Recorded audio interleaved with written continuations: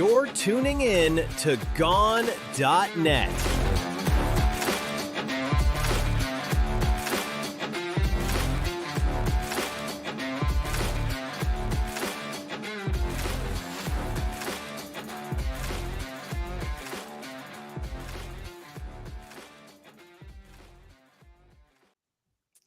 Hello, everybody, and welcome to another episode of Gone.net. I'm Alan Ritchie, and today we're joined by the one, the only Gerald Versluis. Apologies if I did not say your name right. I try my best. But I keep saying I need some kind of, if I would have known that I was going to do this, being online, being at conferences, whatever, because I never thought I would do this, I would gone with a cool stage name or something. I don't know. Do you have a cool stage name in mind? No. Do you have one for me? No. I mean, John's got a pretty unique one because he's got Reth, and I've always been like, what's Reth?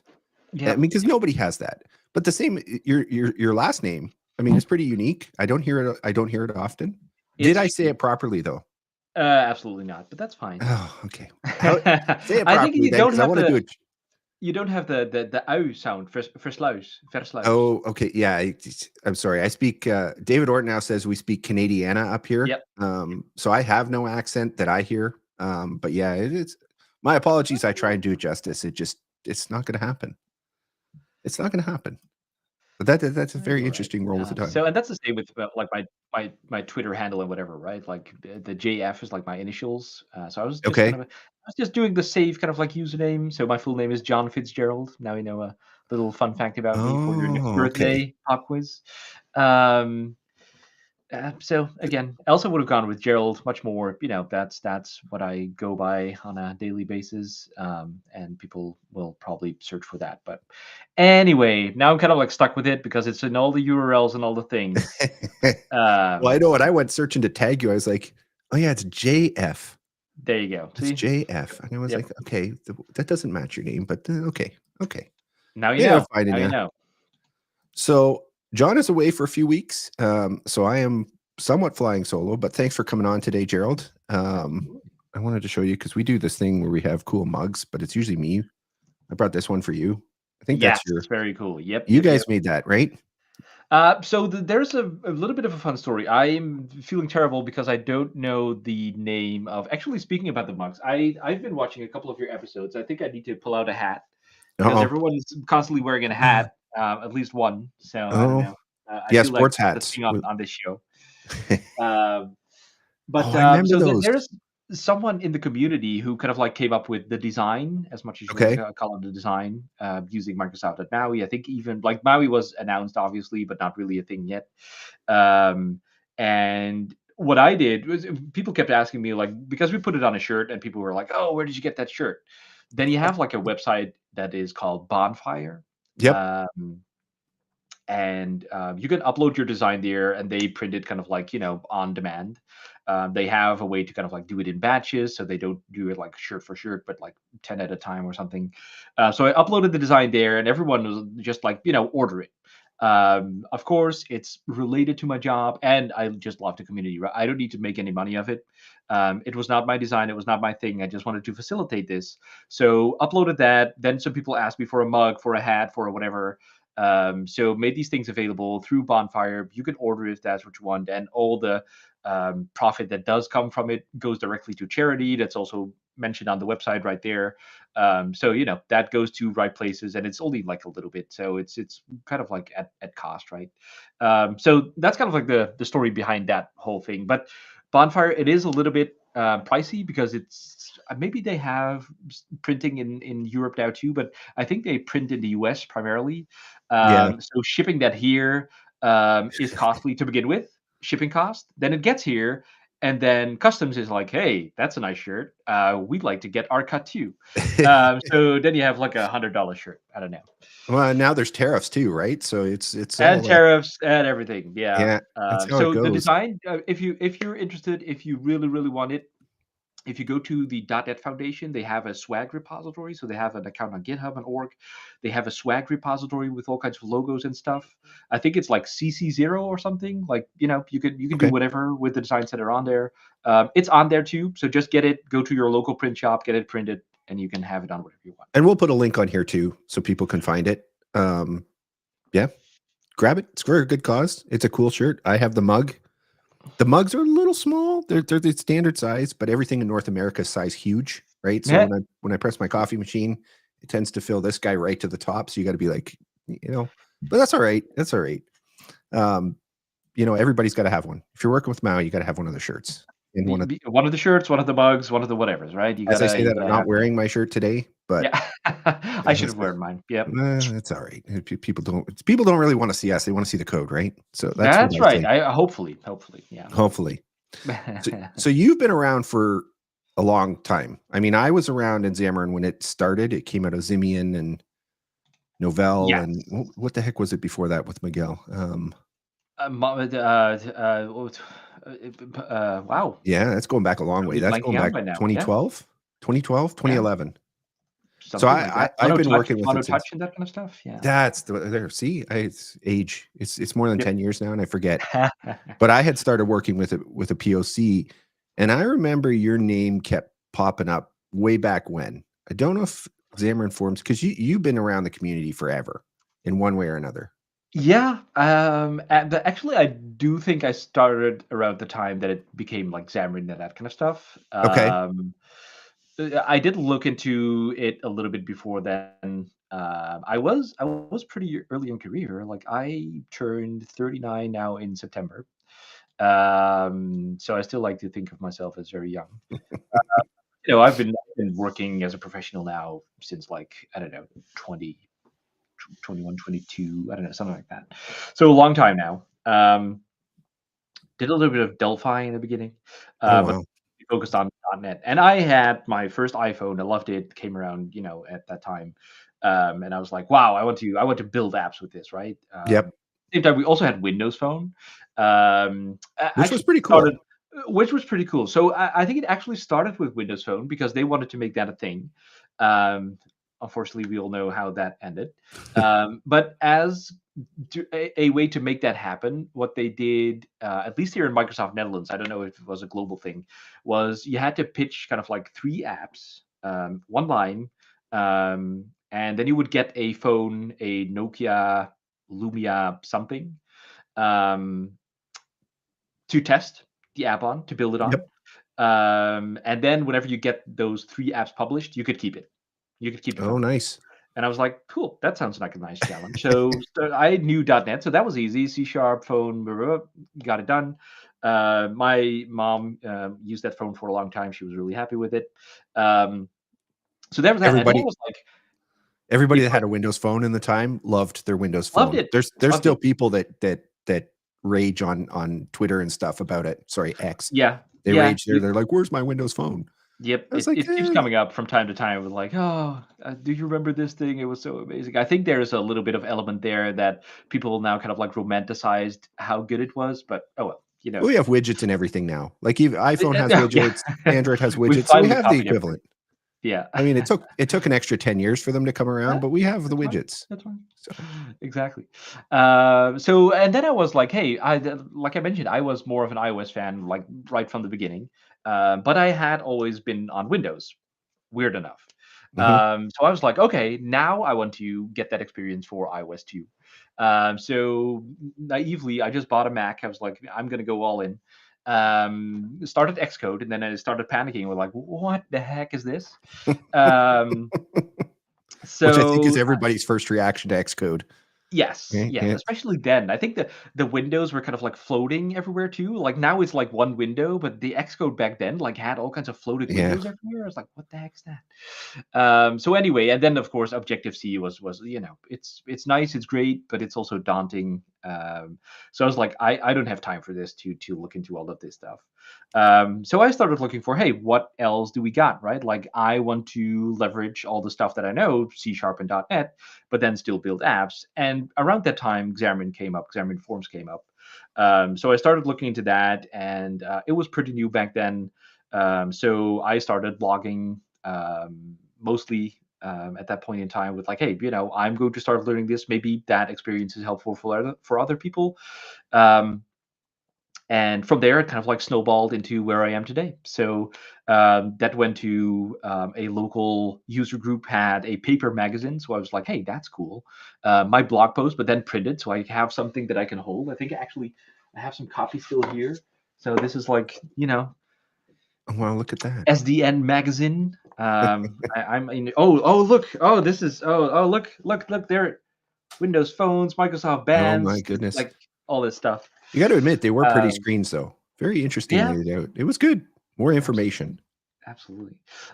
So I did that, and then this same user group also did like I don't know every 6 months, every quarter, in-person conferences. So it was pretty low key, and they were like, "Hey, do you want to do a session?" I was like, "I don't know. I didn't enjoy doing presentations in school, talking about my goldfish and whatnot. But maybe if you're talking about something." That you actually like, that you want to teach other people about, maybe then it's fun. So I did that. I think if you scroll back far enough on my YouTube channel, there is a recording of that. And But the yeah, I did evolutions that that. have taken place over that time from then till now. Now Yeah. you've got all these, all these pop-up things. And John and I are often going, what the heck is Gerald using to do that? Yeah. So the whole Well, evolution of the presentation has definitely gotten there. yeah, and yeah, so there's that, and yeah, I just stuck with it. Keep doing that. More presentations, more conferences. Became Microsoft MVP. If that means something to you, it's an award from Microsoft if you're doing great stuff in the community. Yep. So lots of visibility. Kind of like grew together, and then at some point I was like, hey, Examine Forms is great. It's open source. It at some point became open source. It wasn't when we started. It was acquired by Microsoft, and yeah, And it exploded. Yeah. and then it kind of like exploded. And I at some point thought like, hey, I'm going to contribute back, right? Like it's open source. We got all these cool things. There was a lot back then, a lot of these paper cut issues. You could argue they're still there in other forms. But I was like, hey, I can start fixing these, and it was of course. I think for a lot of people, if you've never done that, it can be a little bit of a daunting experience, right? Like big Yeah. open source from a big company, all these people that you look up to, and you're like, what am I going to bring to them, right? But back then there was a community initiative, and they were like, hey, we're going to do this together. So I had at least had some peers where I could like felt safe enough to ask the dumb questions instead of to the engineers at Microsoft. And I got my first PR in, and then I was like, that was easy. This is I can write C sharp, and the engineers there, like, don't get me wrong, they're super smart and they're good, but they're not much different from me. Like they're not the half gods that I thought they were. They're just writing code and doing things and figuring things the way that I figured Don't them. let them know that. Don't let them know that. They can smell Don't that. let them They can know that. smell your fear. So and then at some point there was an opening on the Examine Form scene, and I was like, nah. But I decided to apply anyway, and I won't You don't say know until you that try, it. You right? don't know until you try. And I think there was definitely a little bit of a luck factor in there. Not to diminish that, the fact that I do know a little bit of things, I guess. But I think there was a little bit of luck factor, at least with getting into Microsoft, right? Because this was a remote team to begin with at Xamarin, because typically the Microsoft teams working on their own products and on .NET are still in Redmond. Yep. And of course, like, again, it wasn't really like a plan that I had in mind when setting out. Um, but all the things leading kind of like up to this, focusing on Xamarin Forms, doing the presentations, becoming Microsoft MVP, interacting with the team, meeting a couple of the team in person because I went to the Microsoft campus with the FMP Summit. So they knew who I was at the time that I applied, and that probably helped with like, hey, we know that guy. At least we want to interview him, right? Like we don't know if we want Yep. to hire him, but at least get to the interview.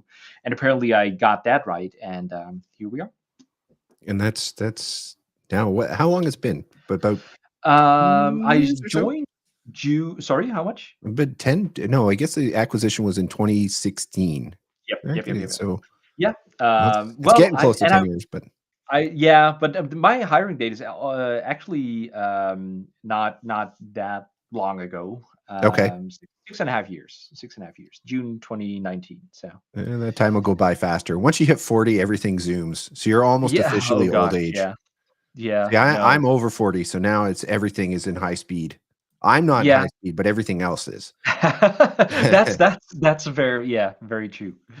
So you've worked with Xamarin Maui obviously for a long time, but you don't just do that because you're pretty much everywhere now. You're everywhere. You're out talking. You're out writing plugins. I know we use your audio plugin in Oh, cool. in one of the apps we wrote for the show. The Heads Up clone, we used it. I'm obviously using some of them in my apps, like the calendar integration. I think that's yours. Oh, yeah. that's right. Yep. Yeah, that one. So you're everywhere. How do you find the time to do all of it? Well, so we were talking about it just before we started streaming here. With like, hey, this streaming, like, is this part of my job? Is it not? Like, this Right. is technically during work hours, right? For me. Oh, and you just woke up because you're in Canada. I'm in the Netherlands.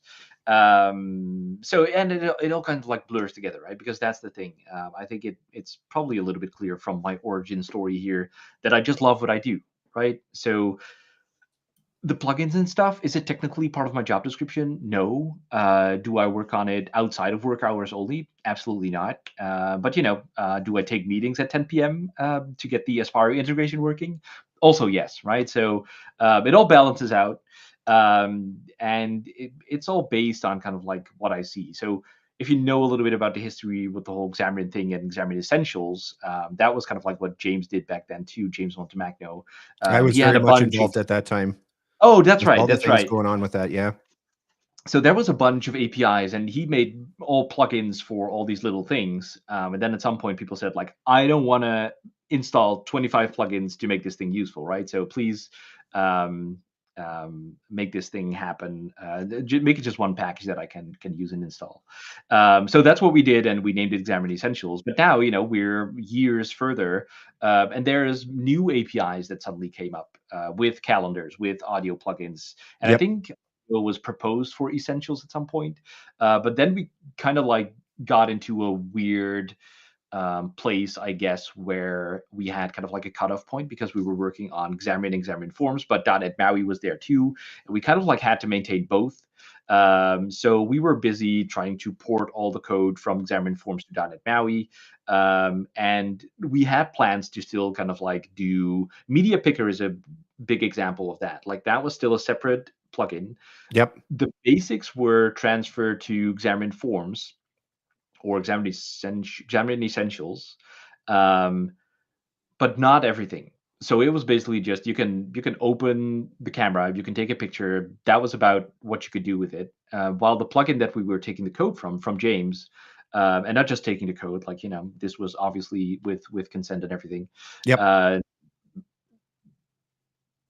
What we didn't get is like the compression for images, like all the important stuff, resizing, like all the stuff, and most importantly, the orientation, right? Like you could take a picture with your device, like in landscape or whatever, and then you would want to picture rotate it.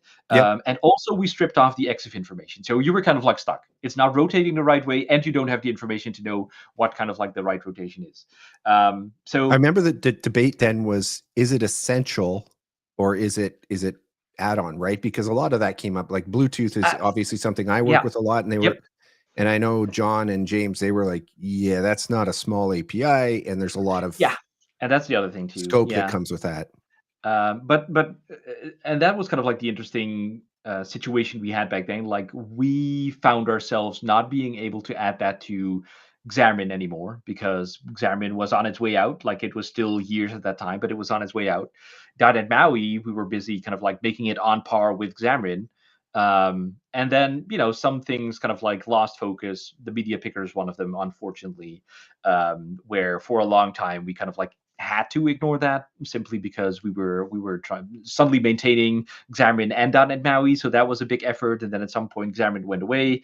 Then we had a lot of stuff to fix, kind of like for .NET MAUI, and now we finally found a place with .NET 10 to kind of like implement new things again. So Media Picker is one of the things that I did for .NET 10 to get all the functionality in that people have been asking for years. How do I find all these things? That was kind of like your original question. Very long. Yeah, I don't know. I just do it. I love what I do. It takes a lot of time, absolutely.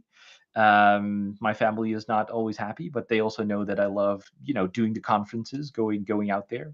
So I just do it, and I don't know. I mean, in terms of open source, if it's I mean, I look at it this way: it's a hobby. It's a hobby, right? And it's what Yeah. I do professionally. Yeah. So Yep. there's a lot of. I wouldn't say there's a blurred line. It's just I gotta work on professional code. Some of it I don't like. Some of it I do like. But then I've got my own projects that ultimately feed back the machine, anyways. Yeah, and I So guess it's that's the thing, right? Like other people would invest a lot of time in building, collecting stamps. I don't know what are hobbies people do. collect hats. Collect hats. Yeah, Yeah. collect hats. So then it would be not be as clear, I guess, because you divide your time between these two things. And for me, it's just like, hey, I'm still coding, but now it's the hobby thing, right? Or Yep. I'm doing this thing, I'm writing this blog, or I'm doing this talk, and now it's suddenly hobby, or now it's work. But it's all still the same thing, and that's kind of like, I guess, where this breaks down, and people are like, how do you do all these things? Just because I invest all of my times that other people, normal people, would invest in another topic, in another hobby. But for me, it's all just the same thing, right? Yeah, I So I definitely guess get it. that's I love to ask the question because you never know. Some people are like, it just, I don't know. And when you stop and you think about it, you're like, I guess I do a lot of this stuff. And absolutely. and it just, if you enjoy it, if you love what you do, it's easy to do it. It's just Yep. not a thing. Yeah. Yeah. There's all the time in the world if it's something you want to do, something you're passionate about. All right. So obviously you've been working with did you start with obviously with Maui when you guys started the conversion, you were part of the team, right? So when you were going from Xamarin Forms to Maui, so .NET 6 era, were you? Fun fact, I was not part of the team at that point. Oh, you were not. My I made a apologies. little detour. No, no, that's fine. I made a little detour. It's not a well-known fact. I made a little detour through GitHub Codespaces at that time. Okay. Uh, because right around the time when we were doing the transition from Xamarin Forms to .NET MAUI. And that's also why there was some delay there, because I think originally the plan was to make it even part of .NET 5, right? So that already became .NET 6, and then it even became kind of like out of band halfway .NET 6. It was a very, Because COVID, very weird time for yeah, everybody, even yeah, for customers. It was a weird time. yep. So COVID hit, and a big company, Microsoft, priorities change. I don't know, who can say whatever goes on in the minds of senior leadership at sometimes. So they were like, hey, reorg, Gerald, nice guy. Now you're working on GitHub Codespaces. So, Oh, I at that that was time, everyone was very uncertain, right? And I was just happy to still have a job, to still be at Microsoft. But I was suddenly doing something still very interesting and with cool new people, but something that I didn't, excuse me, didn't really sign up for. So I was like in a little bit of a shock with like, okay, what's happening?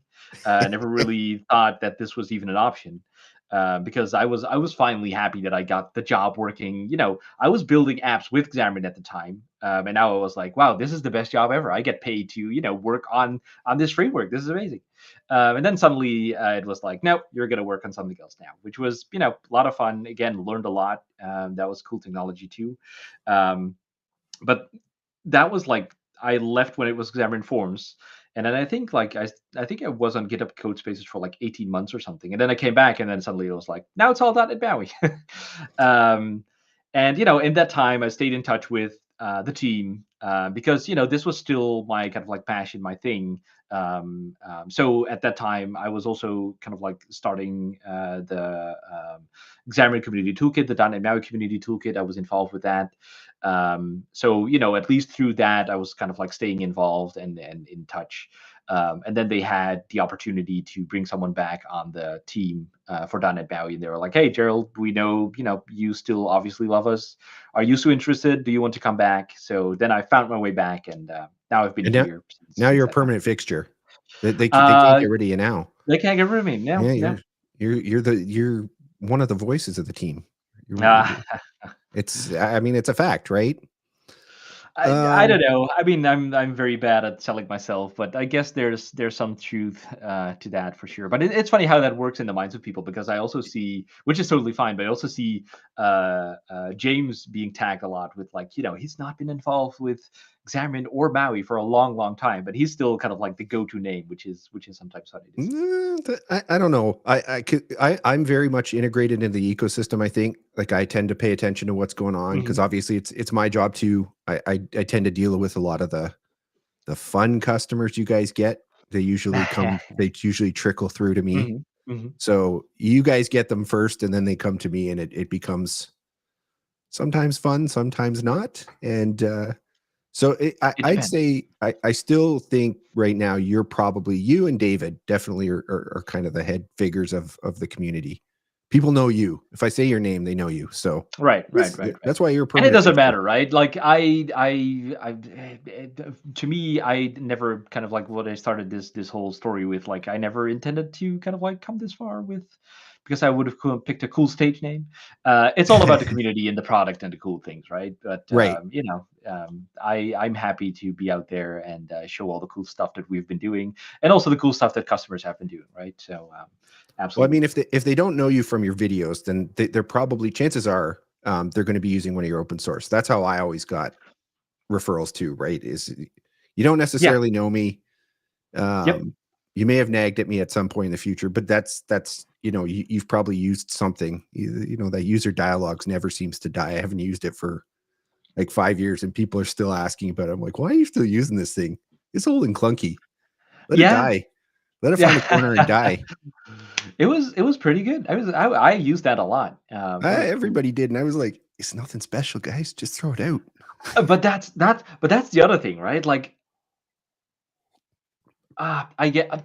So here's the thing. I understand priorities, everything, but also sometimes the stuff that we're getting in a dangerous territory. So I want to pick my words carefully. No, but you can't offend me. I've no, been through the fire. No, not you. But there is definitely, and I guess that speaks to the strengths of .NET in general. I think there are a lot of developers that will be like, there's not a library for this, so I can do this. It's like, no. Gerald went there. At some point, there was a slide in one of my presentations with like a saying, um, a library or a plugin or whatever is work that you could have done yourself, right? Like, it's just someone doing your job, basically. It makes it easier for you, right? It's not magic. It's a library isn't suddenly able to do things that you are not. It's full of code that you can write yourself. So it's always kind of like funny to me when a plugin or something goes away, and that's also what you're seeing now a little bit with .NET MAUI. We're not in the Xamarin days anymore. We cannot, unfortunately, do all the things that we have been doing in the past with all the bindings for all the APIs, because, like, just in iOS, there's like tens of thousands of APIs that we're all binding right now, that we're making available to you in C# and .NET. In Android, it's the exact same. Well, not the exact same, but it's like more of a mess. APIs again, more of a mess. That's for sure. We can't do it all, right? And then there's we did it all back in the Xamarin days, because Xamarin was a separate company and they had everything to gain to cater to everyone. But now that we're at Microsoft, it's a little bit weird that we are providing the bindings for Firebase, which is a competitive service, right? But you've had the bindings before, so you're a little bit spoiled. You're taking stuff away from me. I get that, but we can't do it all, and you can do it yourself. It's not like we have some magic thing to make this all work. You can absolutely do that yourself, right? So that's always kind of like funny. And I understand it's frustrating whenever you had something and now we're not doing it anymore and we're making your life harder. But it's not like it's suddenly impossible and you can't do it anymore, right? So there's a few things I like to usually tell customers is that if you go to any other ecosystem, you won't find an essentials that comes from the company, right? The other thing I like to say is if you are taking a dependency, you're doing it because you want to save time, right? So do your customers a favor and understand this dependency I'm bringing in. I understand it. It's not that I couldn't build it, and it's not that I don't understand it. It's just that I'm doing it to save time. Yep. And I think that's now I get a bad reputation in open source sometimes because I'm a little bit harsh because I've had a lot of people come at me. In the early days, I had a pretty good foothold on terms of plugins, right? It was I mean, James, and then I had a ton. Yep. And so people come at you going, why don't you support this? And I had people emailing me, swearing at me. It was terrible. And at some point you try and cater to all those people, and it's like, this doesn't work. I'm like, did you read the docs for how the thing works? Like you really, people really need to do their customers justice and understand I'm bringing in this dependency to save time, not because it's a crutch. And I think it's unfortunately a lot of the .NET mantra seems to take that. Like I see you guys get a lot of it too, right? Like, how can you not have Bluetooth? And it's like, it's a big binding. Yeah. Would you rather you guys are fixing the thing that you do, which is the UI, and letting everybody else do the stuff? Because that's the thing. Don't depend on it. Because if you go to like React, right? So not quite the same thing, but there's no UI control sets out of the box, right? You have to go and find like a ShadCN or I don't know, whatever the new invented UI framework is today in JavaScript world. You have to go and get it, right? So I don't think users really realize how spoiled they are out of the box for a lot of things that you guys are providing, and it just isn't there in the rest of the ecosystem. Sure, the control suites are, but not essentials. And that's the other thing too, right? Like it's very easy. I take this stuff way too personal. That's always my thing too. Like whenever people are like, "Oh, you should have this thing," I feel like, yes, you're absolutely right. Like, but I feel bad. But the other thing is that what will come up is like, oh yes, but Flutter has this or React has this or whatever. Like, and then it's very easy to kind of like get into a mode where you feel like .NET MAUI or whatever other framework needs to be the prevailing framework, right? Like this needs to be the thing that all apps are built in. It's like that's not how the world works. There's enough cake to go around. Like, some people like C# and .NET, stay in .NET MAUI. If you like something else, like I would love for you to stay with .NET MAUI, but if you want to go elsewhere because there it's all so much better, please do. Go for it. Right. Yeah. And at some point too, you realize you're like, you know what? It does what I needed to do. That's how I started approaching open source. Was I made this for me. Yeah. And if it's a benefit to you, fantastic. That's awesome. If there's something you think could improve it or you found an issue, I'm happy to help. Right. If it goes beyond that, like I said, you guys definitely get a lot of dirt too thrown at you, right? Those are kind of some of the things that suck about open source. But it doesn't. I think once you realize I'm doing this because it's fun, and you just roll with the punches or ignore it or ban the people that are just tearing you down, it becomes a much easier world to deal with. You're like, that's nice. Go. You go do it then. Go build better. That's fantastic. I had a little incident on Twitter X, whatever, the other day, where it was like that, and I think I at some point where it's like I cannot deal with this, but I'm then bad at kind of like blocking or muting or whatever, because I also do want to know what people are saying about me. But I don't know. You're right. I should just probably ignore that more and be like, if you don't like it, that's fine. Go talk all about you can do. Things I don't get. Yeah, that's all you can do. Yeah. So oh well. So let's talk about more positive stuff. I love the open source talk. I mean, like I said, I've got a little bit of a rap there, but there's reasons. But for sure. What would you say? Let's go to what's your favorite kind of .NET 10 feature? It could be MAUI, it could be anything with the language. What do you think was your favorite? That's a loaded question, I realize. Oh my goodness, yeah. So honestly, I must say that coming from the whole like Microsoft MVP stuff, but sure, I was focused on the one thing that I liked, right? But I do feel that I had a little bit more overview of all the things that were going on. Okay. And now I'm pretty much in kind of like my .NET MAUI bubble, and the stuff that we're working on. Of course, together with Aspire, because that's what I've been working on too. So my favorite new .NET thing all up, I don't know, like it's faster. Amazing. It always gets faster every year. I don't know how to do it. I met Stephen Tobe in person 1 or 2 weeks ago, so that was cool.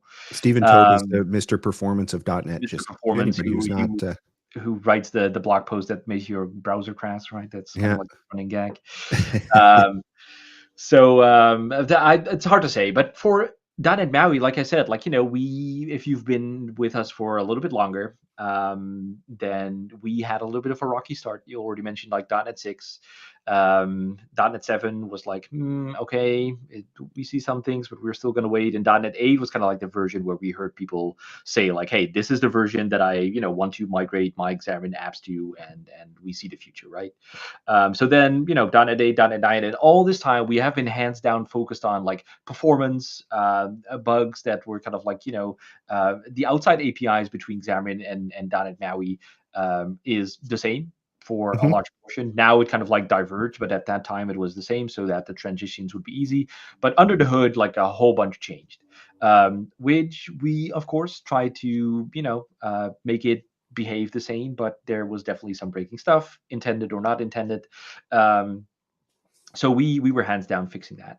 And now with .NET 10, we finally, I think for the first time in a long time, we were like, hey, we have some more room to actually do more improvements.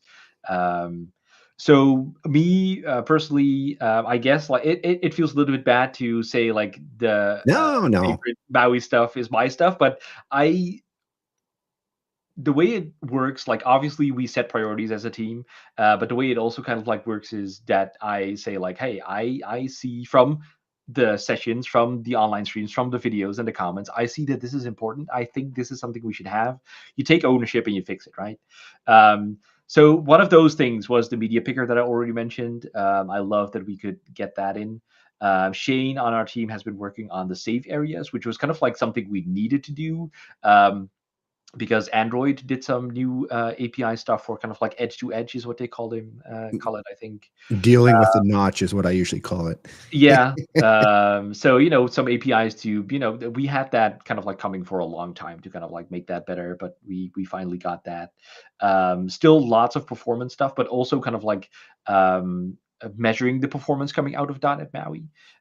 So we kind of like added some open telemetry connection points or just telemetry. I don't know if it's even tied to open telemetry, but we're kind of like emitting metrics from the .NET MAUI SDK now directly, so you can very easily kind of like see like, hey, how long does this element take to do its drawing operation, right? So you can kind Yep, of see, maybe we're doing something stupid, right? That's can always it happen. happens. But also like if you're kind of like nesting 3 layouts deep, and you see like, hey, this thing is taking a long time to render, at least you will have something to kind of like look into. Of course, Extension, the diagnostics was a big one. For I think it'll be a bigger one as like Sentry, because I've done a lot of work with Sentry in the past. Yep. That'll be a big one to hook into. Yep. For seeing that stuff, and you'll see the layers and the full rendering loop go, hey, it started here and it seemed to go a lot longer, and you can see the depths that it syncs to. I think that's what's going to turn a lot of people into seeing how their app is really flowing. And maybe don't do 3 or 4 stack layouts nested that deep. Maybe that's not the best idea. So just getting those insights, because that's something that people are asking about and should ask about. Like, hey, how do I make my app more performant? Right? That's definitely something you should care about. So we're definitely looking into because there's almost only so much we can kind of like do, right? Yep. There's definitely stuff that we can do to optimize, but we cannot prevent that you are putting 3 stack layouts into each other, right? Like that's on you. So any insights we can kind of like provide there to at least make you spot and help you with like, hey, something's going wrong here, and then figuring out why that is. We're focused on that. And the other big thing, which I really love too, is the improvements for XAML. Right? Okay. Chances are you a XAML fan, Alan? I am. I do Okay. either or. I do like the XAML. I know source generator was a big one for you. Exactly. Release. So we did 2 big things there. The source generation is kind of like ongoing, and we're thinking about making that the default in a service release even. So that's how kind of like how convinced we are that this is a good thing, and also how solid it is. Because what that does is like read your XAML, and at compile time it will generate source for that, right? Because it's And because before, if you know a little bit about how XAML works under the hood, kind of like the first version, the version that no one should want to use anymore, is that it's inflated at runtime, right? So you run your app, the XAML engine then reads through all your things and it tries to compose the UI based on that. But you will only find out that something is wrong whenever your app is already running. If you have good tests, you go through it and you find it, that's fine. If you did miss something, it will blow up in your customers and your users' face, right? So that's not something that you want to have. And also, it's very, very slow. So then at some point, we were like, hey, XAML C is what we do, XAML compilation. Yep. But that build phase. That compiles to intermediate language, which is already better, but still not perfect because that's unreadable. You cannot do all the cool stuff that we are doing, and it's definitely a little bit better in performance, but not where we want to kind of like go.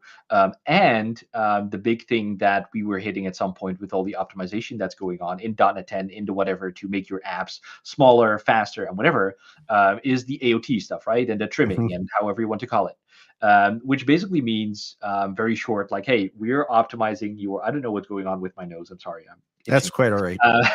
It's freezing here, so I got snow going on. It's just above 0. So, and what will happen there is like, hey, we identify the path that your code has, and whatever is not used, libraries or your app or whatever, we take out that code. Right? We don't need that. That only adds stuff that you don't need. So we're taking that out.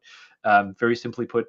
And with XAML, if you are using kind of like a value converter or whatever only in XAML, the compiler will not pick up on that. So it will take out that that converter, which is actually used in your app, but the compiler didn't pick up on it. So the converter is gone. The optimization just took it out. And now your app will crash at runtime. So there is a difference between your debug version and the release version. And people don't like that. This is one of the things I try and explain to customers. I'm like, if you run it in debug, you hear it all the time, right? I run in debug, it runs fine. I run it in release and it crashes. Yeah. What happened? Yep. And it's always the same. It's 99.999% of the time that got trimmed out, right? Yep. With the source gen and AOT, it's there. The code's there. Yep. The compiler doesn't have to guess what it's trimming. It's there. Exactly. The code is the exact same. It has all the references in code, so it will be the exact same version, and you will never kind of like hit this again. That's the big thing here. And you can debug it, right? You can put a breakpoint in the generated code. It's still very verbose C# code, right? It's not like the code that you write, hopefully, because we have to do all kinds of things to make sure to not run into name clashes and namespace and blah blah blah blah blah. But it's still C# code. You can figure it out if you want. You can put a breakpoint. You can walk through it. It's amazing. I've been doing a lot of source generating over the past 6 months. A lot with Copilot. It's very cool fun to write. But yeah, it's very verbose. You got to put the global in. You got to put the fully qualified names because those collisions happen more often than people realize. Yep. And then they swear at you going, "You broke my app." I'm like, sorry, I forgot a global. I forgot a namespace. It happens. Yeah. Don't kill me. And then the other thing, we've been talking for way too long. We can go for hours. Let's just take the rest of the day. So and the other big thing for XAML is to make the XAML itself less verbose, right? So we kind of like have the implicit naming and whatever that we call it simplifications. So if you are working with XAML, you know that you have like a first page. If you have a little bit of XAML page, a first page with like in the root node saying like XMLNS, and then your little identifiers with all the namespaces in there. You can get rid of those, and then you can also kind of like get rid of the little prefixes inside of each kind of like tag in your XAML nodes as well. So you can get rid of all of that, and that makes your XAML much more compact and readable. And kind of like this is a first step to many other cool things that we are kind of like planning from here. So okay, yeah, cool. And now you didn't bring up your favorite thing. Your favorite thing, which is, and obviously this is actually why Gerald's here today, because he's the you wouldn't say we're 50 minutes in, but 50 minutes. Oh yeah, we are. Well, we are. Gerald is here to show off Maui with Aspire.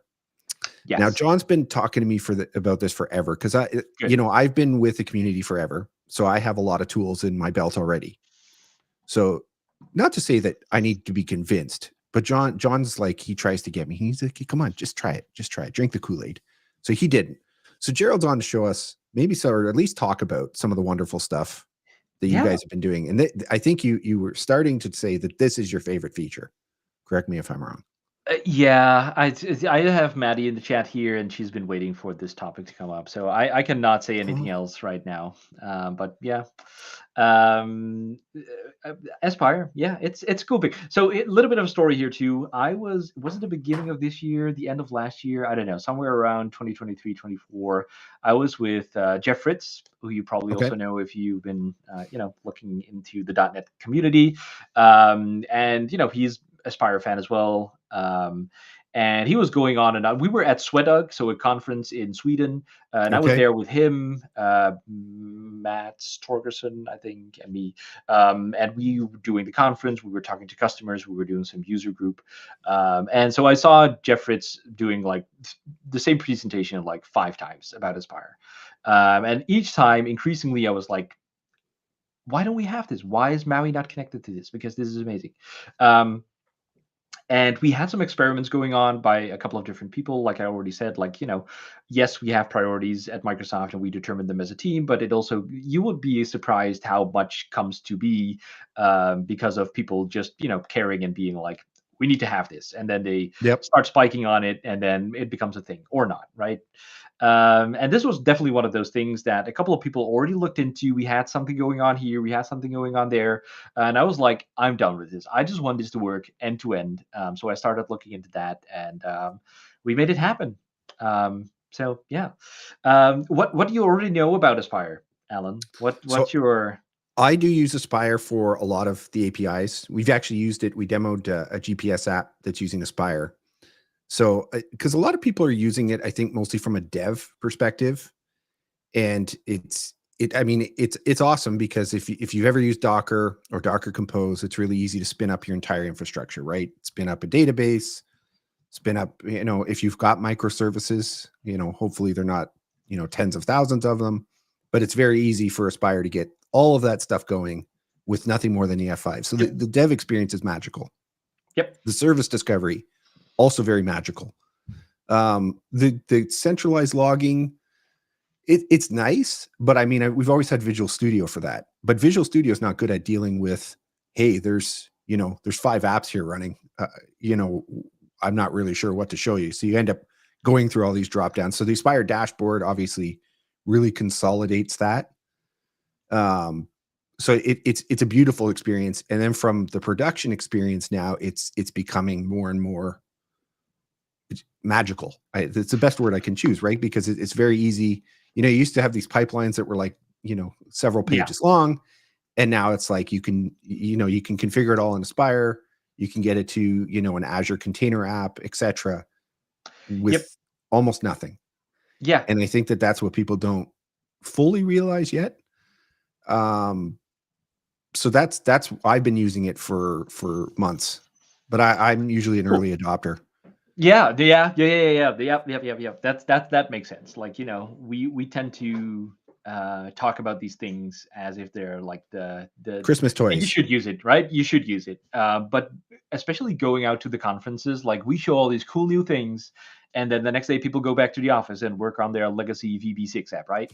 So there's a little bit of a disconnect. We're probably a little bit ahead of the curve with these kinds of things. But yes, absolutely. Like, Aspire, and that's the interesting thing too. I gave a talk on this a couple of weeks ago, where in preparation, I did a social media post with like, what is Aspire to you? Because I feel at this point, it's like, it does so much.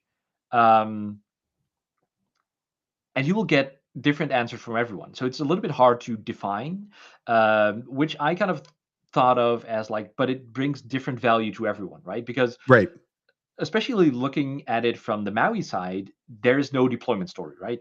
Maybe there will. I cannot look into the future. Maybe there will be at some point, but I doubt it, right? Because you have to go through app stores and whatnot, and whole complicated process.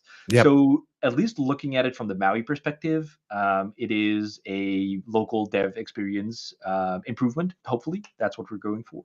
Which is the main magic out of the gate. Right? Yeah. Like service discovery is painful for a lot of people. There you go. Yep. How long have we been using the localhost hack? And if it's Android, it's localhost plus some weird port, if I remember correctly. Well, right? I think it's 10.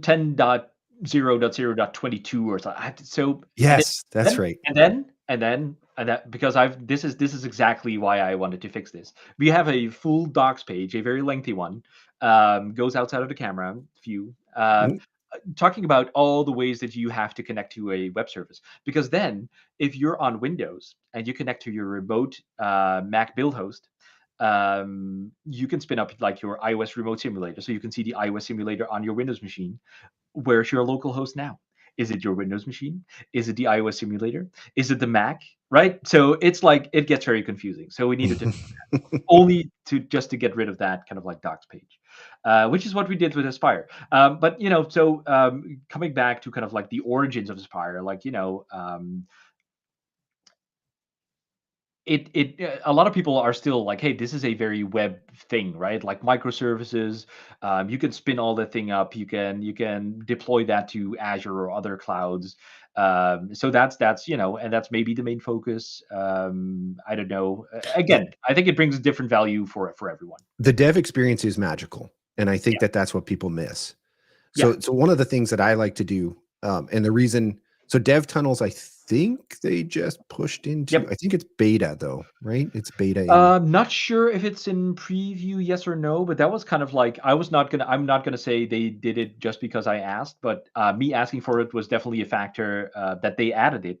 Um, because again, like if you're going to work on emulators and simulators, your local host is not your local host. So Yep. what is kind of like the easiest way to connect to a local service is through a dev tunnel. Yep. So I did a little bit of a spike with like, hey, this is how we can make it work. And then Damian Edwards on the Aspire team um, made it an official integration, which was much broader than just Maui, right? You can hook it up to everything right now and it will work. But I definitely was like, we need if we want the Maui integration to be there and be good. This is something we need. I will build it inside of the Maui thing, but I think this is more useful for the broader Aspire product. So they took that, they made it a thing for all of Aspire, and now I'm happily using that for the Maui stuff as well. So I've been using something called ngrok for several years, and ngrok is just another, it's a dev tunnel. It's a Yeah. non-Microsoft Yep. product, and I I've think been hard that coding one. in URLs, I think but that one is in yep, the Aspire toolkit. I think it there's an is. for that. I use Oh, it. there I you go. use it today. Um, the difference is that you still have to you still have to have a static URL, right? It doesn't, it Gotcha. wouldn't Yep. pass through to your Maui Oh, app. okay. So now with the Maui integration, you could, you can fish that through. So I buy the static URL for many reasons, but Hmm. you still had to hard code that or configure it Right. somewhere in your Maui app, then Yep. call through it, and you get all the proxy experience. You can see the raw Yep. requests coming in and out, etc. But it Yes. wasn't automatic. So that's one of the good points, is that you can be like, here's, if you've got those 10 APIs, Yeah. don't do it. But if you do have 10 APIs, you can fish them all through to your Maui app pretty easily, and Yeah. and magically automatic. Yeah. So that's definitely one of the big experiences. The other one is that logging. Now I haven't played with this myself yet. I was kind of hoping that we'd show a demo or something of it at some point. Maybe in a future broadcast, that's something that we'll bring up, is we'll be like, here, look at, you could, we just talked about those virtual stack layouts. Let's see that come out in the structured logs, Right. and see it misbehaving. Yeah. And so the system can actually scold you for your misuse of technology. Yeah. So that was one of the other things. So the logging experience, what kind of stuff have you guys done there? Is it, would you say it's on par with what you get out of like APIs yet, or is there still kind of a story to be developed there, I guess, is somewhat of a loaded question um. again.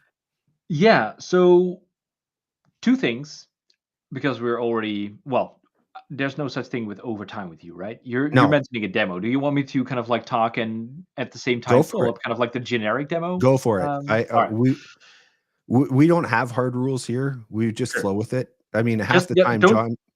don't share my screen yet. I'll talk Okay. and do. I'll try to do two things at the same time. Okay.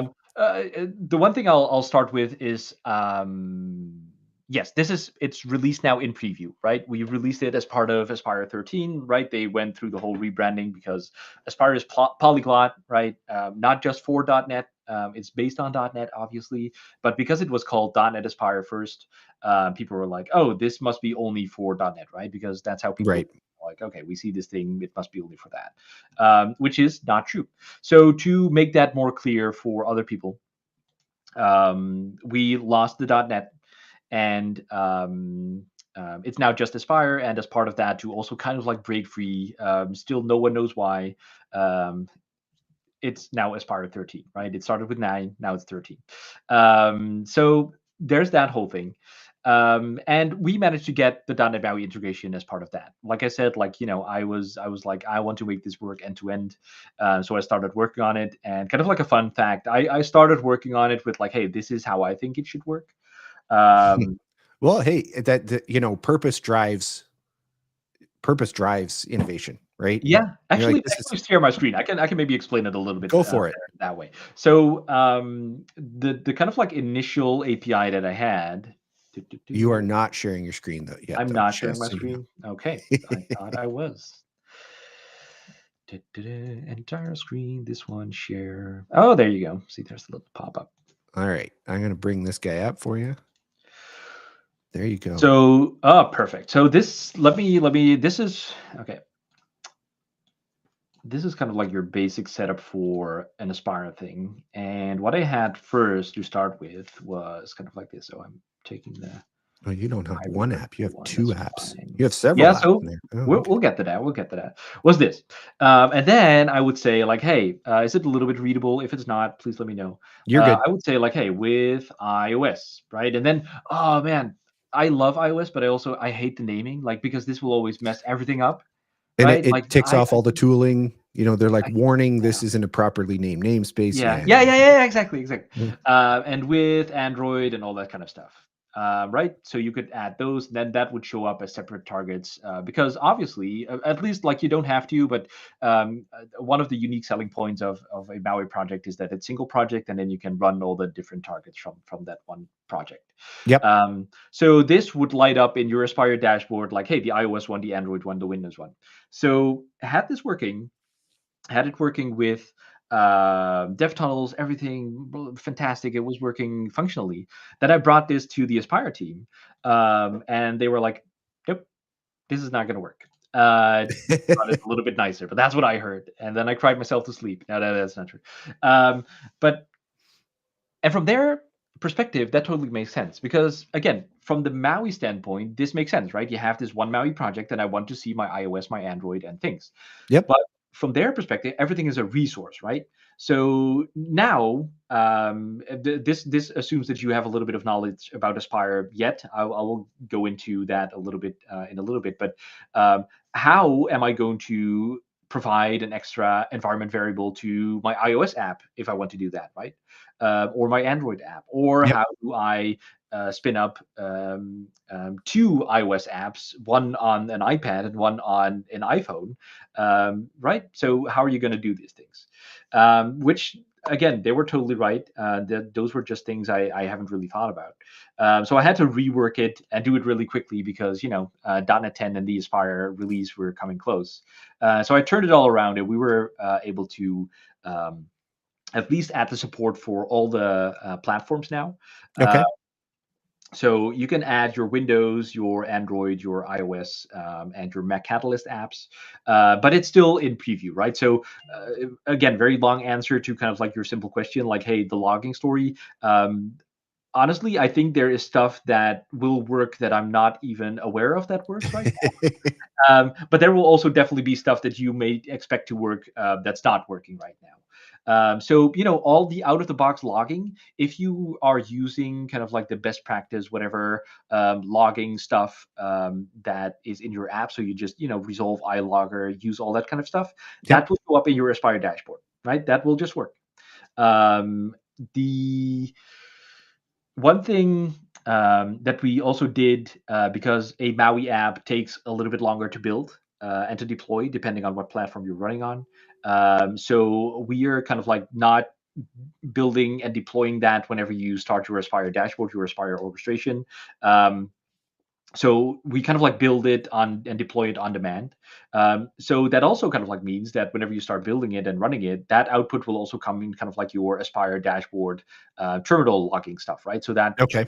well, and then of course the tracing. Whenever you go through the service discovery and all that kind of stuff, that tracing shows up between all these things as well. So kind of like the basics that you would expect from an Aspire organization, that all works today with your Maui app. Now, one of the things it does kind of solve, though, is that one of the big things that I feel like Visual Studio doesn't do this. Now, I'm a Rider fan. Sorry, I use my Rider. I love it. Is multiple launching, right? So if I want to Right. launch my iOS app and my Android app, you can't really do that from Visual Studio. Yeah. Obviously, the iOS app's got to go over to BuildHost and stuff. So I'm a Mac user as well. That's also why I use Rider. Not a VS Code person. I need a rich IDE, so it's my own. Gotcha. I need it. But it was one of those things is that I could launch multiple platforms. So if you're doing anything with like hot reload, it just kind of works, right? And you've got both SIMs, or you've got a device and a SIM, etc. It works. Yeah. But it kind of looks like I tried it. It kind of looks like that's working out of the box with the Aspire dashboard. Yeah. Yep. So if we go back to the actual implementation that we landed on. Now you have stopped sharing your screen, just so you know. Oh, I've had this with my teams before. Okay. Did it switch back because I stopped sharing, which I didn't really intentionally do? Oh, okay. That's fine. That's see, I told you this platform sometimes likes to give you maybe it's me. I've had this with my teams before, but anyway, we'll see how it goes. So if we go back to this thing, this is the API that we actually like landed on. Let me see if I can blow it up a little bit more for people. You're not bad. That's my old eyes can see it. This is, starts building your distributed application, your Aspire orchestration. I'm looking here because my screen for this is over here. A web API, simple file new ASP.NET web API that's right there. A dev tunnel, to make it all work. Then I'm adding my Maui project, right? So this is just my shared single project Maui project. And now what I can do is on that, I have a reference to it. Because again, like if you're new to Aspire, this is kind of like your whole application landscape. You can describe it in a CS file, right? In code. Yep. You can get references to things. You can say, wait for this service to start up before you do that thing. You can add databases. You can add proxies. You can add Python. You can add JavaScript. You can add all kinds of crazy things. So I built this thing at Maui project. If you want to get started with this in your app host, again, it assumes that you know a little bit about this yet.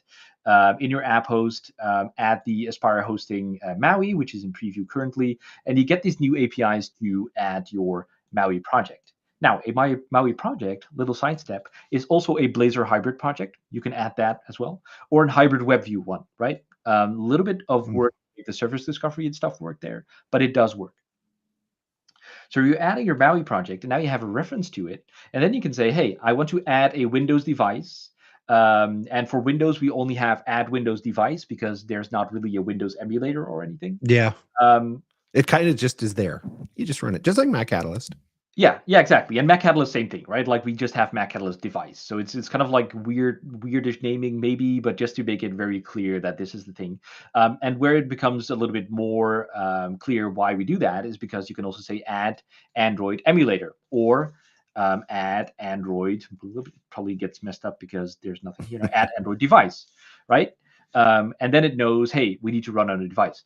Under the hood, these APIs don't do a whole lot different, except for adding a little thing to, tell the Android tooling to run this on an actual device instead of an emulator, right? There's a little bit of difference in the tooling, mostly some command line argument that it needs to pass to make it go to a device instead of an emulator. Yep. So we got all these things, but what's the cool thing is that we just have this one reference to this project. So I can do this Maui app, add Windows device, but at the same time, I can add that multiple times. So I have it for a Mac Catalyst device right here, but I can also say Maui app dot add iOS. My IntelliSense is not really working. iOS simulator from the top of my head. It's all right. The AI is trying to help you out. it's trying to help me with this thing. That So we lit have up. this, and then here in the again, it's not really showing up for whatever reason. Here you can specify the iOS simulator. Right now it's a GUID, right? iOS has this weird thing with all kinds of GUIDs that you need to put in here to make it use the right one. So if you want to run it on 2 separate simulators, you can just copy this thing, and you will have the same app in your Aspire dashboard, but running on 2 separate things. Or you can run it on your iOS simulator and an iOS device. So you can mix and match all these things, but you will still have the reference to the same project. So yes, you can absolutely kind of like run the same MAUI app on different platforms, different emulators, different simulators, while still building from the same kind of code. And debug them all at the same time too. And debug them all at the same time. It's there's a catch. I stopped sharing again. I see. Yes, you did. There's a little bit of a catch, which we need to figure out. For Windows, yes, this works. For the rest, I kind of need to try it out. And I'm 90% sure that it won't work for any other platform than Windows. All right. Because if we dive deep, anything except Windows still uses the mono runtime. Okay. So it's not really aware of that. And we're going to try and figure out, because for Android, we're already making Android compatible with like core CLR, right? So that's what Windows and kind of like the rest of .NET uses. Yep.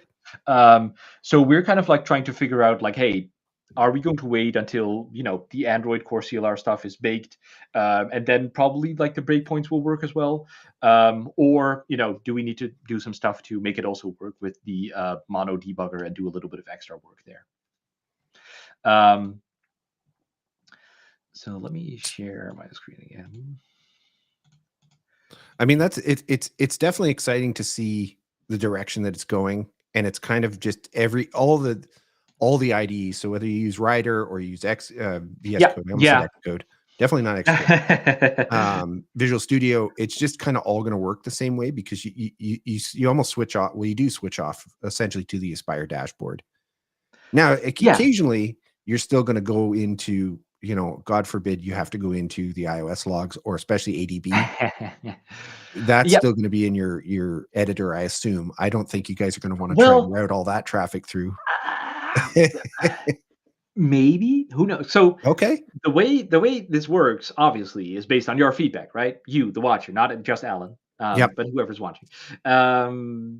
So we definitely think this adds value, but we also kind of like, I have definitely some stuff that I want to improve here, but we did the basics. You can run this, you can make this work, but from here we also kind of like pause for a little bit, see how people are going to take this, if people are going to take this, and where they're going, right? And then be like, hey, but I also expect to see my ADB logs. And if we hear that often enough, then okay, we know that this is a pain point for people, and we either need to improve that in Visual Studio, or we now have this cool new way of doing that, maybe in the Aspire dashboard.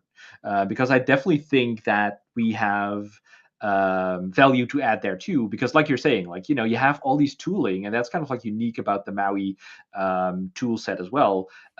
We're trying to combine all these tools and all these loggings coming from these different things. So how cool. I think it's already very valuable that you have all of that in one place in the Aspire dashboard, instead of this output window there, and then that other thing is over there, and then I need to look at the console logs for the output for the other thing. That's all just in one place, and it's nice to look at as well, right? Like Visual Studio, sure, nice and refreshed, fluent UI in Visual Studio 2026, but the Aspire dashboard just looks nice and crisp and very modern and everything. It's and you're nice. you're looking at your app, right? You're not looking at it's all there, right? Everything you need. Now, nobody willingly wants to go into ADB logs, thankfully. No, exactly. It's usually something stupid that you have to deal with. Or if you've got one of those weird startup crashes on iOS, then you got to go into their console logger, and it's like you did it again, man. It's very annoying. This is going to be very annoying. So let me see if I can, without showing it.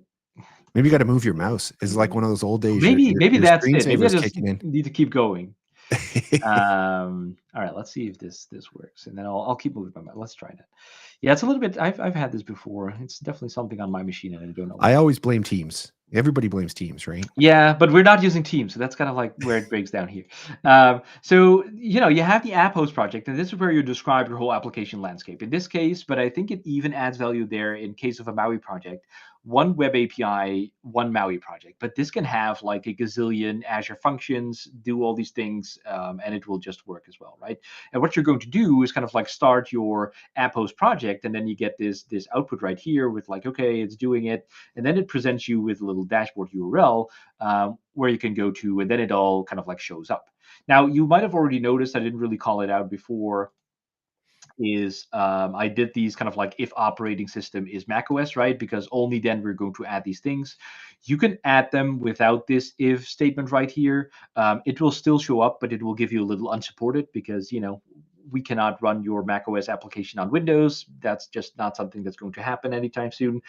So then maybe why not just add them at all, right? So just not Yep.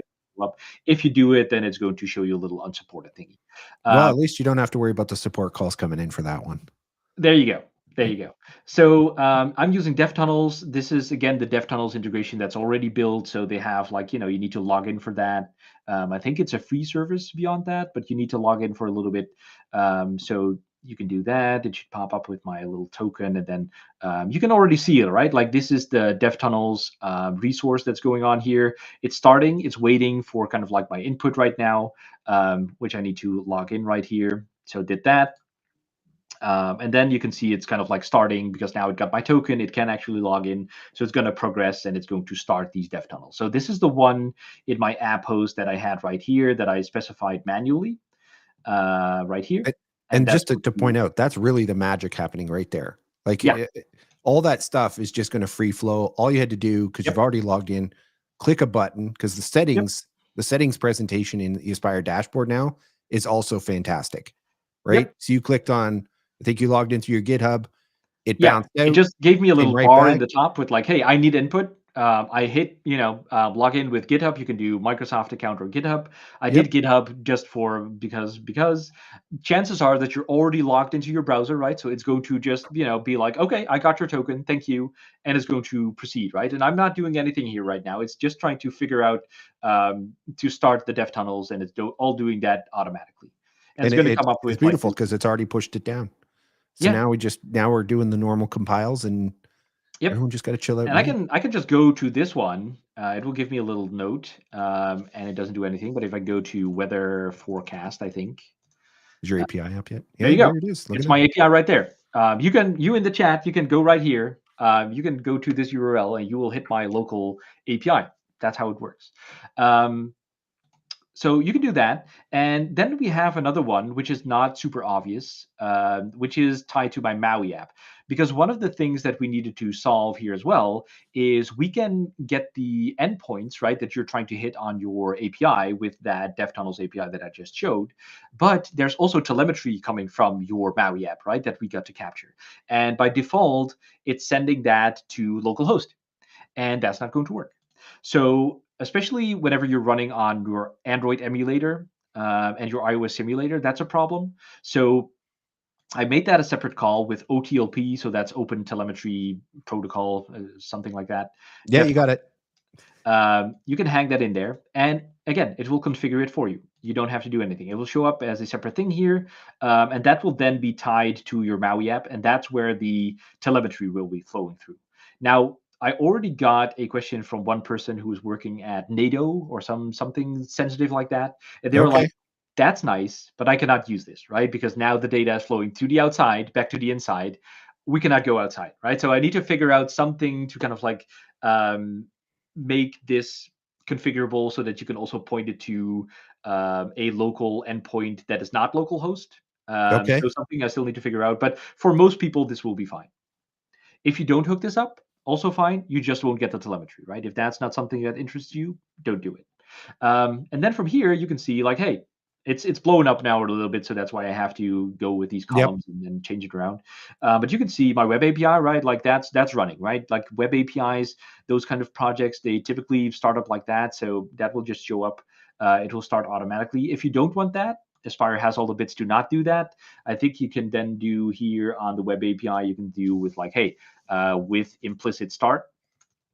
Again, my IntelliSense is not helping, but I think it's pretty sure that it's this, and then it won't start up automatically, and you really have to press that start button on the dashboard to kind of like start doing that. Oh, it hasn't. There you go. I think it's a time limit. It's just I need to stop talking. All right, sorry about this. No worries. So this is how technology works. This is and then you will have like that Maui app and the Blazor app and the Hybrid Web View app. And that's where I add the Windows device. Well, I'm on Windows, yeah. So I'm on Windows, so I'm adding these things here. So oh my goodness. So that's the problem. You're on Windows. That's what I usually say. Well, I have a complicated setup because you're actually on my Mac, but this is a remote desktop to my Windows machine. Oh, okay. Yeah, you're really complicating things for yourself. I have that. I don't know. I try and minimize it, especially when I'm on. I was saying to Gerald before the stream, because I've done, I don't know how many live. I think it's the first time I've actually ever done a live stream with you. I've been on the team. Yeah, maybe. Yeah. In all these years, geez. I have done several with David Ort now. And I call, he knows I've called it the curse. Every time I do a demo with him, something breaks. Every single time. I kid you not. He was on the live stream about a month ago, and sure enough, I mean, I had just built the app before the live stream, no problem. Just another day. He comes on, and the Ort now curse kicks in. Nothing works. Not my remote. I use the iPhone mirror. It's great for streaming, right? Because you can bring it up. I wouldn't know. I'm in Europe. It doesn't work here. Yeah. Oh, you don't get that. Look at that feature. Oh, that's a shame. But it's fantastic for streaming. Like you might, they've had software for years that you can do it, but now it's in the box, at least for me in North America. Yeah. And not even that worked. It was just a total. It's a thing. It's the Ort now curse. It's a thing. So maybe I'm jinxed here, but no, yeah, but maybe it's you. It's me. Maybe it's There's me. one constant factor here. Yeah.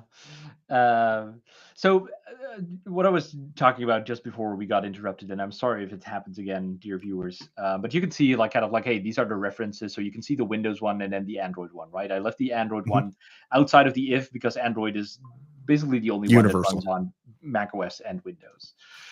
So we got that going on, and you can see what I mentioned, like, hey, we're not kind of like starting the Maui app directly because while you were talking, I pressed kind of like the run button. So that's what you explicitly have to do. And it took a little while because I also, it needs to build, it needs to come up here. Also something that I want to improve because right now, whenever you press one, it will snap to running automatically or directly while it's first building. So I want to have the state reflected here a little bit better. Okay. But you can see kind of like if you go here, you can at least see kind of like, hey, what it's doing. And then at some point it will come up. So to make that a little bit more better, insightful. And the other thing, especially for like Android and iOS, but primarily for Android, is like if I press this right now to start running, it will not do it because that's a weird thing in the Android tooling. I blame it on that. Like no emulator will come up whenever you just say like, I want to run this app. For iOS, whenever you say that and you say like, I want to run this iOS app, it will just come up with a random iOS simulator, which is kind of what I expect. It might not be the one that you were looking for, but it will at least come up with something. And Android just says like, I don't know what you want to run this on, so I'm not going to do it anything. And one cool thing, just like the kind of like the bar with logging in for your dev tunnel, we have the option to do these interactive things now inside of Aspire. So one thing I want to do, and these are all kinds of things that need to come together. So this kind of like comes back to your question also with like, hey, where do we want to take this? Jonathan Peppers on our team is working on like making the .NET Run command better. So now I think, well, not just .NET Run, but just the .NET CLI. And I think with what he just merged, or he has a PR open on the .NET CLI tool to also be able to list the Android emulators through the .NET tool, right? So no extra tools necessary. The .NET tool, the .NET CLI tool will just be able to say like, hey, these are the simulators or the emulators that you've got. if I can get that list in here, then I can go through the ADB tooling, or maybe we will even expand the .NET tooling through from there to kind of like also spin up the emulator, and I can do all of that for you from right here within Aspire, right? So you don't have Yep. to worry about that anymore. But right now, like I said, preview version, first rough draft, you need to have the Android emulator open for this to work right now. So Okay. that kind of sucks, but it at least can work. But the Windows one, of course, works. And then the other kind of like challenge we had, which is interesting, a lot of the Aspire stuff and OpenTelemetry stuff works based on environment variables. Yep. So if we go into this Windows app right now, you can inspect all kinds of details. You can see the connections right here. We don't have health checks for this. And you can see the environment variables, right? So this is all the stuff, and you can see here the service discovery works through kind of like this stuff as well, right? They're not really sensitive, but here it is. So that all works because I'm running on Windows, and these environment variables run on my Windows machine, and my Windows application running on that Windows machine will automatically pick it up. So that's great. But now, again, if I start running this on my Android emulator, it's like, environment variables? I don't know what you're talking about. So we had this fun little challenge of like, hey, how we get these environment variables to Android, and for iOS, the same thing too. So we had to implement a little, and luckily there was some tooling to kind of like overcome that already. So we had some MS build tasks on the iOS side and on the Android side where we can write a little targets file, and that will be picked up by the tooling as being environment variables, because especially on Android, environment variables aren't really a thing. Fun fact: environment variables on Android need to be uppercased, else you will not find them. No. That took me some time to figure out. Ask me how I know. So you'll run into all these fun little platform specific things. But so that was a little fun challenge that we had to, with like all the different platforms going on here. But this is in here right now, and yeah, if we can see. Your sharing is broken again. Yeah, I know. So I was just the last. This will be my last try, and just to show you kind of like end to end, and then I'll let the viewers play with it themselves. So this is my Windows app, and this goes through the service discovery, right? So if you look at kind of like the MAUI app right here, this is a hosted GitHub. It's on the MAUI samples that we have. It's on my personal repository, my personal GitHub account, so you can find it, or else we'll put a link. We'll put a link in the episode too, down below. So this is the sample MAUI app, and then you go to your MAUI program. So this all works based on the service defaults, right? That's a special little project that you need to have. You can add that with .NET new MAUI Aspire service default, something like that. That sets up like the defaults for all these services. Then you have to call kind of like builder.add service defaults, and it will set up your OpenTelemetry, all these kinds of things. And from there, you can say like, hey, I'm going to register these HTTP clients to make them work with like the service discovery, right? And you will see here, like this points to that web API identifier that I then use here as an identifier as well. And now it automatically, doesn't matter which address it is, it will be able to find each other. So if I just click it here, it will just come up, talk to my web API, and come up with these things. And the really cool thing is that if you go to like console, we see all the things fly by from all the consoles from all the different projects, right? So that's cool. We get the structured logs, right? That was I was saying. So if you do log call from your application, that will show up here too. And you get the traces, right? So we actually see, this is, okay. One Look thing. at that. Beautiful. So here you can see the tracing for your HTTP calls, right? So that's this. You can see the GET call coming from our MAUI app to the web API. You can see how long that took. You can go in there and inspect some more things. And then you can get the metrics from your application. So you can already see kind of like the .NET things here. So this is the layout. You can get your HTTP active requests, duration, all that kind of stuff. But what I also already enabled was the telemetry from the .NET MAUI SDK that I was mentioning. So you can see kind of like my measure grids and my measure arrange and my all these things and my labels and my buttons already showing up here as well. It is That's part beautiful. of the service defaults. Just a quick note. So it's part of the service defaults, but it's disabled by default. because it becomes very noisy, because it does this for every element, right? So Yes. if you're not looking for this, you'll be like, what the heck is going on? But there's like these two things, add meter and add source, for these two things for Microsoft Maui.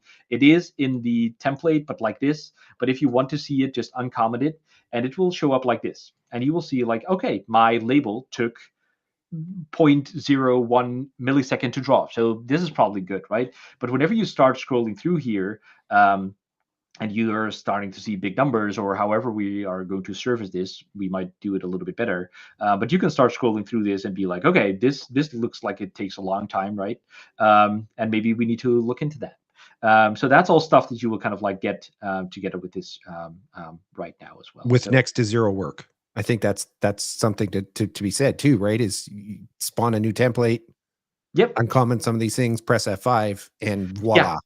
Right? Yeah, it's the service default. So this is the defaults that we are like, okay, this makes sense for us to kind of like enable to you. It will enable all these things by default, except kind of like your layouts and measurements and whatever.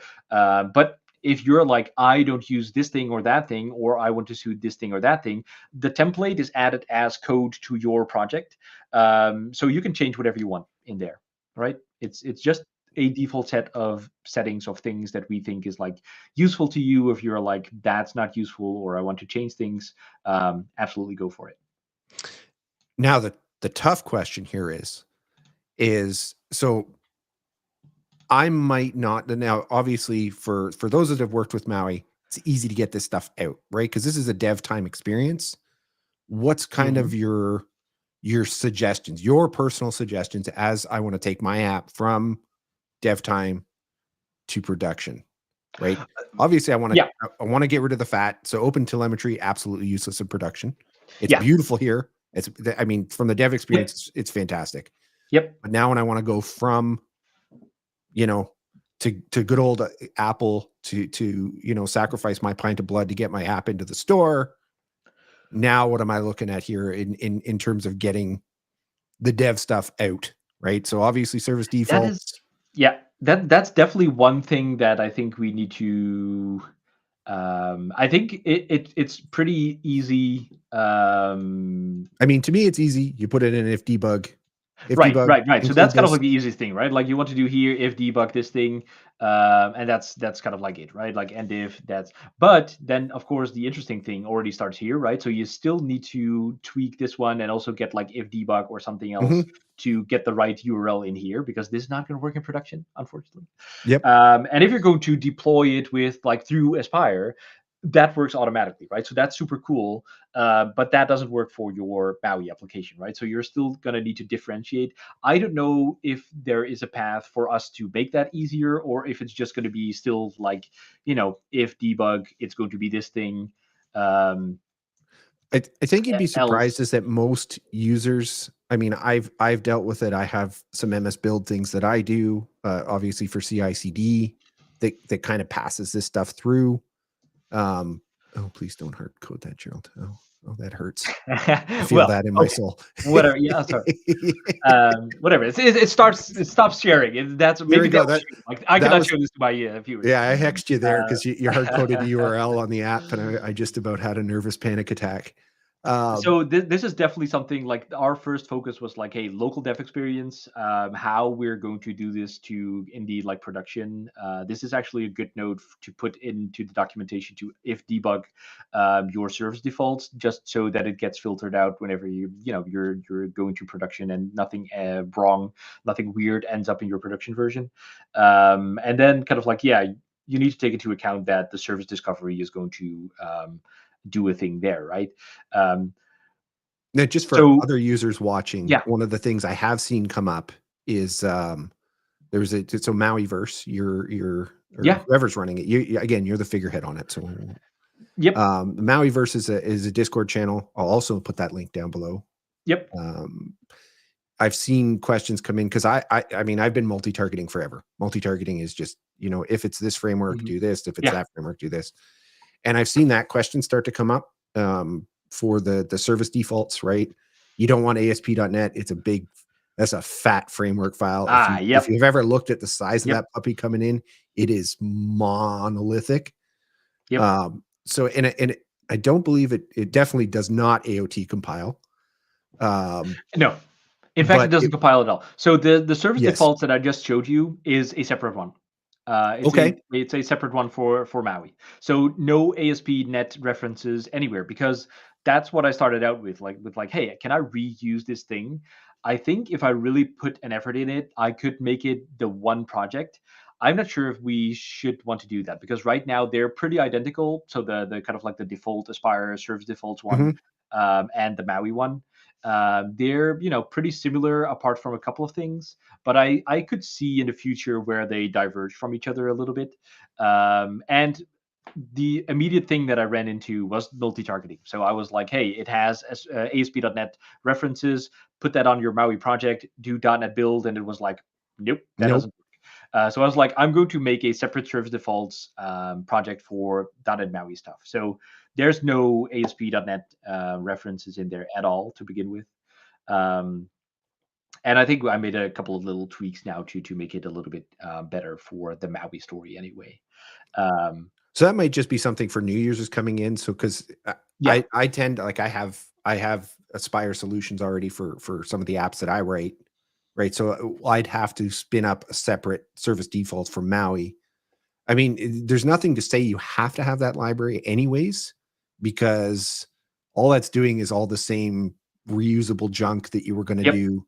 You can take that and you can copy and paste it into your app, and it's going to function the exact same way. The magic is how those variables carry over. That library is just kind of your middleman going, here's all the stuff you generally have to set up. We've just done it for you. So that's a work of the template, not necessarily a work of the magic that Aspire provides. And one of the really cool other things, like this kind of like comes back to what I was saying earlier with like, I don't even know all the stuff that it might support right now, because David Ortnow, who we've mentioned a couple of times now, has this app. He has several apps, demo apps, and one of them is like using AI stuff in a couple of ways.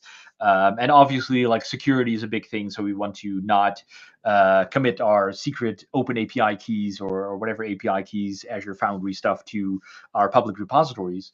And we want to kind of like, we still want to make it easier. So what he did in his samples was like provide text boxes to set these open API keys and whatever from the UI. And he was like, he sent me this project. He was like, okay, I need a demo for .NET Conf or whatever. How do I aspire to this thing so I can also talk about that?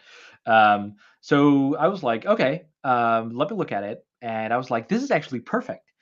Because what he was doing for his own local development, to not have to put in his open API key all the time, he set it as an environment variable. I was like, cool, that works with Aspire. So what you can do, I think, with Aspire, again, forgive me the exact syntax, but you can say like, hey, a parameter dot add secret or whatever, and you can say like, I need a value for this parameter. It will pop up in the dashboard and say like, I need values for this and this and that, else I cannot go any further. And it will figure that out, because you say like, I want to have a value for this variable. And then you say on your Maui project, in this case, I am referencing that variable. So it knows that before you're going to start your Maui app, it needs a value for the parameter that you set. You can say from the Aspire dashboard, I need an API key, press the button, put that in there. You can just, you can have multiple, just paste in all your things. So that's also a great scenario for kind of like, you're new to a company, you work freelance, Alan. So you get to a company and they say like, here is the repository. It is Aspire enabled. It is Aspire powered, whatever you want to call it.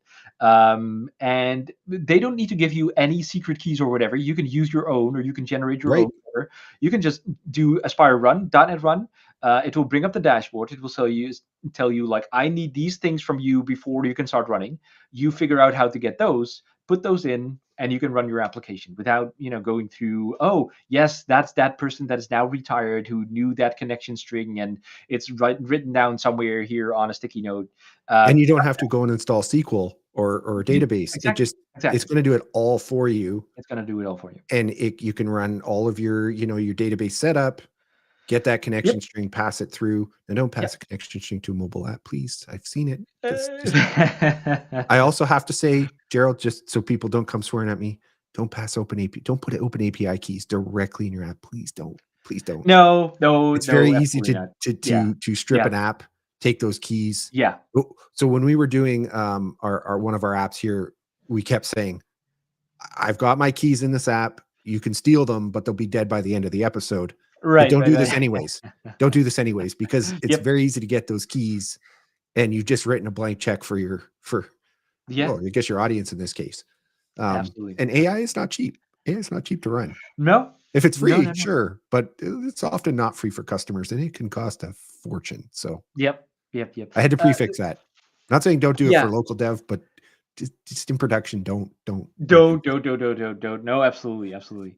The one thing I was looking over the chat here, and it might be on. We're also streaming to my channel, so it might be on my channel. Oh, that's why I'm not seeing it. I'm like, what chat are you looking at? And I saw at some point, it's a little while ago, someone asked like, "Hey, the OpenTelemetry stuff, is that also something that goes remotely?" Like, no, this is only local, right? Again, is something going to happen remotely? Maybe, I don't know, at some point. But it's not going to be your replacement for App Center or anything, right? This is just going to be your local helper tool to get all the telemetry out.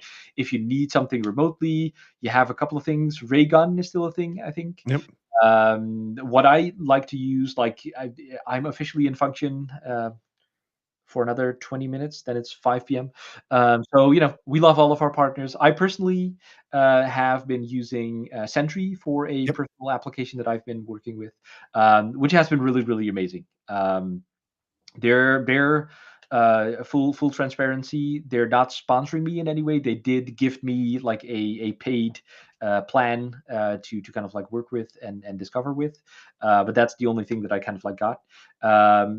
I worked for them for several months, so I still. Oh, there you go. And what was best. really cool is that this was an app that's actually like a consumer app. So we just are past Halloween, which is not really a thing. It's becoming a thing here, but it's not said that every house is participating. Okay. So what has been happened over the last 3 years is that we're saying like, hey, we're going to do this. It's more targeted towards the kids too, right? Saying like, hey, you can sign up as an address that participates, so we know kind of like where to come and where to press the doorbell and not bother people that do not want to be bothered. And we did that on kind of like a shared Google Maps thing, which is not okay, because it's not meant for that. So everyone had this shared instance. If one not really tax heavy person said like clear all the pins, we could start over again, right? Like everyone had all the permissions, so that wasn't great. So me and a friend, Steven, who is also active in the Maui community, we're like, hey, we know Maui apps, we can fix this. So we build an app to do just that. So on the one side, you could add your address and say like, hey, I live here, and you could participate, or you could just walk, kind of like go through all these addresses. So you could add your own address and say like it's not available anymore, do a couple of those things. And the other part of it is like you can see the map with all the pins and where to kind of like go to. So fun little app. That's a pretty put it cool into idea, Sentry. But now, as it goes with these kinds of apps, it goes into the wild, and all these errors occur that you've never thought of and you haven't seen in your testing, but they happen. It's wild Android phones, though. Let's be honest.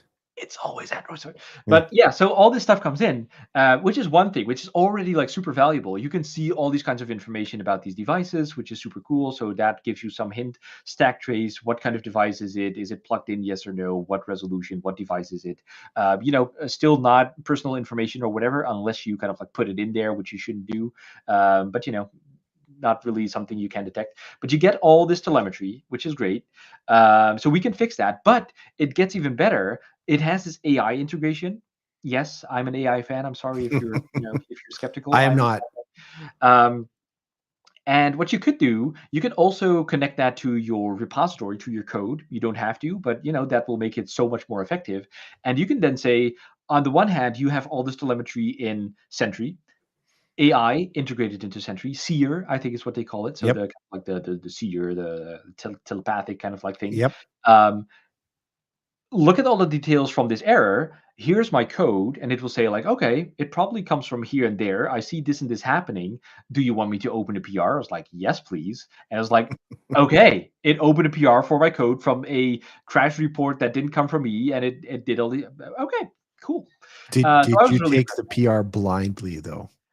Yes, vibe coding. Just no, I did absolutely not. I must say the PR was helpful, but it didn't really pick up like it duplicated code. So it got the right idea, but it was not implemented the right way. So I still implemented it myself, but it at least gave me some idea of like, hey, this is where it goes wrong. Which that's So, responsible AI usage anyways, right? Give me a good, yeah, you figured it out. It's not quite what I want. Go and adapt it. Just like yep, open source. yep. You know, it doesn't quite do what I want, so I'll change it ever so slightly. Yeah, And that's absolutely. the wonder of it. Yeah, So yeah, it's pretty wild that you can do that and it goes through and it figures it out and you didn't have to do yeah, anything, yeah. right? No, for sure, and that's how we do it on well, .NET and Microsoft in general, but especially I can only speak for the .NET MAUI team. Whenever I sometimes get an issue, again, open source people, your developers yourself, provide high quality issue reports. Um, Not just a one liner. It doesn't work, right? I can't I'm work pretty with. sure Gerald almost cracked there and swore. Almost. No, no, no, no, Um, no, no, no, no. And I love every I one get of it though. you, but help me to help you, kind of like that thing. Like I do not know your project. I do not know the issue. I do not know anything, right? Like help me understand your issue, and I will You, gladly help you. you would say But you're not just a seer. I'm not a seer, exactly. There you go. But whenever I have something like that, and I'm like, A, this is an issue that should be very simple to fix, that a junior developer could fix, or B, I'm not really sure what this is about. In either of those cases, I'll just go assign to Copilot and see what it comes up with. Yep. Sometimes it will come with a proper fix, and I'm like, yes, absolutely, we're just going to merge that as is. This is amazing. And the other thing, whenever I'm not sure what it's about, it will 9 out of 10 times give me some kind of indication of like, it's probably in this area. And I'm like, you know what? I didn't think of that, but that makes sense. So even just for that, it's just super helpful.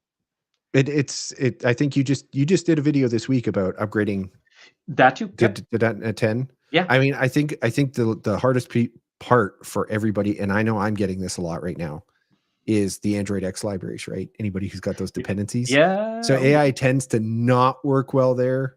Yeah. So not to Yeah. kick Gerald's video, because No. it's very easy to upgrade to .NET 10 Yeah. unless you got dependencies. So Shiny Yeah. obviously suffers from that because I tend to Yeah. pull in a lot of Android X. Yeah. It was a long week. Yeah. Yeah. I can imagine. I still have some libraries to update in that regard. Absolutely true, right? It can do anything, and there you also run into the problem, kind of like the what did you call it, time in a bottle or something problem, where the model is only trained to this period in time, Yes.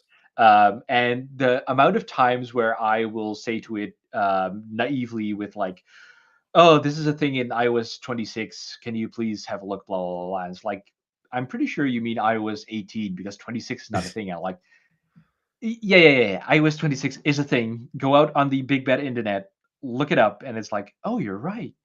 Right. So take into account that stuff as well. And I imagine that's the same thing with Android X and updates and things as well. My So, wildest thing that I have to explain to AI, because I tend to do a lot of AI integrations for customers, is I have to tell it the date. I oh, kid you not. yeah. Super intelligent AI, it doesn't Yeah. know the date. It'll often think today's like October 4th, 2024. I'm like, the Yeah. hell it is, guys. What Make it you're part of like the core instruction to go out to right. some NTP server to get the date and time of today. It's not that hard. It's and the argument is always, well, it wasn't in my context. I was like, it's the date. It's Yeah, the date. yeah. Yep. Anyhow, Gerald, I want to thank you for your time today. It was awesome No having you problem. on. No, yeah, You are, absolutely. we got you got a whole bunch of chats going on. I have like 2 messages in mine. Aw. But that's all right. Most of our audience comes on after. I was gonna say, Um, people on my channel definitely, because we were streaming this on gone.net. So I'll make sure to put that in my video description. But definitely go check those people out, because they're doing amazing things with usually together, but you bring guests on, and you're like definitely Maui focused, but also .NET in general, AI, basically everything that comes up, right? So we tried um, to expand. We expanded our market because we ran out of ideas to do with there you go. Maui. At least talk about, right? Talking about it is hard. So Yeah. we were like, we need to show code. That's what people want to see, right? They don't want to see us. They want to see the code. That's good. I think we have an entirely different stream show that we were set out to do, but I hope it was still fun and useful. I had a lot of fun. It was fantastic. It's fantastic having you on. All right. Thanks for your time. Thanks everybody for watching, and we'll catch you next time on Gone.net.